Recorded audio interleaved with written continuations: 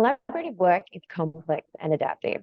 The pathway forward isn't known and straightforward, and there isn't a predetermined solution. In the role of the backbone, we're constantly building conditions for learning and working together in complexity. These conditions are often referred to as a container for change or a holding environment. And this means that it holds or contains the process of collaboration inside clear boundaries and limits. This holding environment sets the foundations for successful collaboration. The following video is of Liz Skelton, one of the founders and directors of Collaboration for Impact. Liz's work focused on adaptive practice and creating spaces to work in and with complexity with groups of people. And here she shares her wisdom discussing the importance of the holding environment and key considerations. As you're listening to the presentation, consider to yourself, how have you been working on building the container for change in your initiative? And what can you see being strengthened? Handing over to Liz now. But the key thing here is that we've got to build then the foundations or a holding environment or some kind of container to do this work.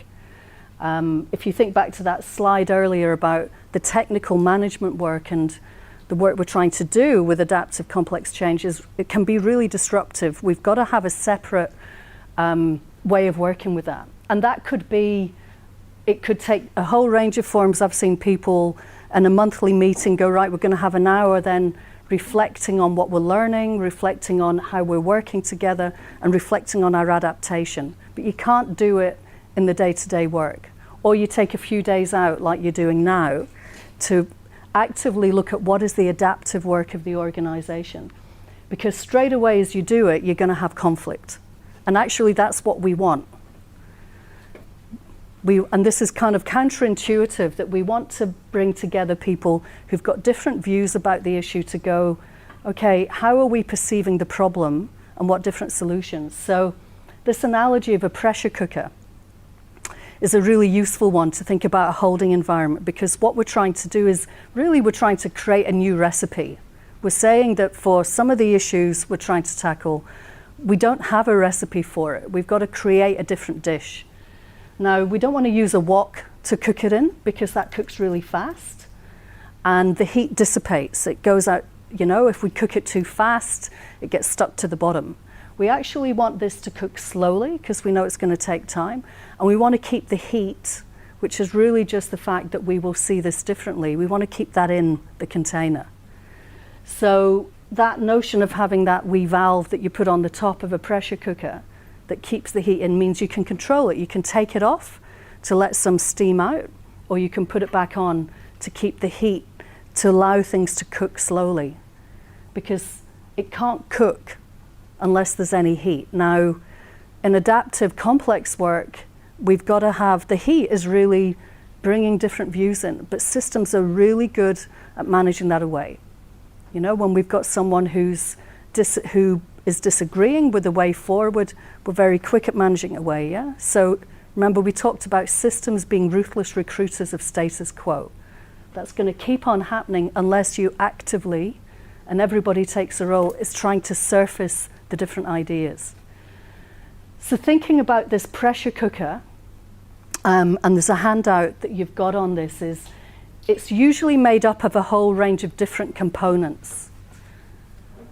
And like with a pressure cooker, you need it to be really kind of solid on the outside so it can be loose and messy. You know, you talked earlier about, do you just accept it's going to be messy? Well, yes, as long as there's some tight structures in place which can hold people in it. And the type of things that you would be looking for and thinking about are, there needs to be some level of trust to start the work. Now that just might be that people trust you, that you're trying to lead people into, let's have a different conversation about this work. You might be the holding environment, that you're convening people, you're trying to generate a different conversation. So thinking about, is there sufficient trust that the different people have with you, or where does that lie? Essentially, commitment to purpose, that there's a shared purpose that is what is convening people and bringing them in. So Sharon talked about with Go Goldfields that there was that commitment to purpose around, we've got to change things for the kids in this region. And the other thing was there was some urgency about it. There was a catalyst. There was a pain point which led people to come into this environment to do things differently. Because again, without that, we're going to keep doing things if there's no imperative to change. So thinking about what's the purpose, but also what's the pain point that people are going to be, it's going to be sufficient enough to hold people in this process. Again, that there's a clear function of authority. Those things around direction, protection, and order are there, and that will be someone who plays that role. And again, that could be you. You know, whoever's convening or facilitating is holding that structure, and there's sufficient structure so that people can then have dialogue in it. So again, how I've seen this being done is that an organisation has convened different stakeholders around an issue, found people who've all got a stake in that, but said to them, okay, we're going to be in this process for the next 6 months, so there's clear time boundaries on it. We're going to spend 2 hours each time we come together, once a fortnight, working on the adaptive work, so people are really clear on expectations and structure. There's some kind of ritual. So on this example I'm thinking of, it's in Community Burke in regional New South Wales, which is being led by the Aboriginal community there, working across sectors and working with some of the power base in Sydney. What they do every time they come together, and I think I spoke to you about this on the last day, is one of the members of community will talk about why they're there and then bring it back to purpose, about trying to get different outcomes for the young people in Burke, trying to divert them from prison. So they bring in a personal story every time about why are we here, that connection to purpose and having a ritual around it. So thinking about the physical environment, you know, taking people out from where they normally are to have this conversation, and being very clear on the expectations of staying in it. Consequences and accountability, I think, are really key in a holding environment, because it's going to be so tempting to revert back to doing technical work that unless there's some consequences of not showing up, not staying in the process, then people are going to drop out quite quickly. So thinking about what does that look like? And the other parts to this are far more adaptive. So things like knowing your own capability to hold the tension. So this is where the more adaptive skills come in, that if you're trying to engage people in an adaptive process, what's your own default when it comes to conflict? Are you someone who's kind of conflict averse, or do you like conflict? What's your muscle? What does it look like?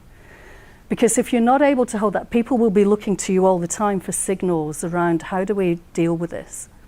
So knowing, you know, this might be a development area for you that you need to do some work on. And reputation. So again, this is around not just your authority and power, but how are you perceived? Are people going to come into this knowing that they are going to be safe enough? And I'm specifically using the word safe enough because challenging status quo is never safe. And bringing together different views is never safe. But we need to feel, people need to know, I'm willing to go the distance with you or with your organisation because we're aligned and because of your reputation. And that there's really these last two, the common values and the relationship, are often the glue. That you've got the relationships that people will authorise you to do this, and often that's around common values, even though you may disagree about the way to achieve those or to get the outcomes. And in fact, you want people in this container who have different views on that. So these are all aspects or elements of a holding environment that you would expect to see if you were going to try and take people through some type of adaptive process to explore this.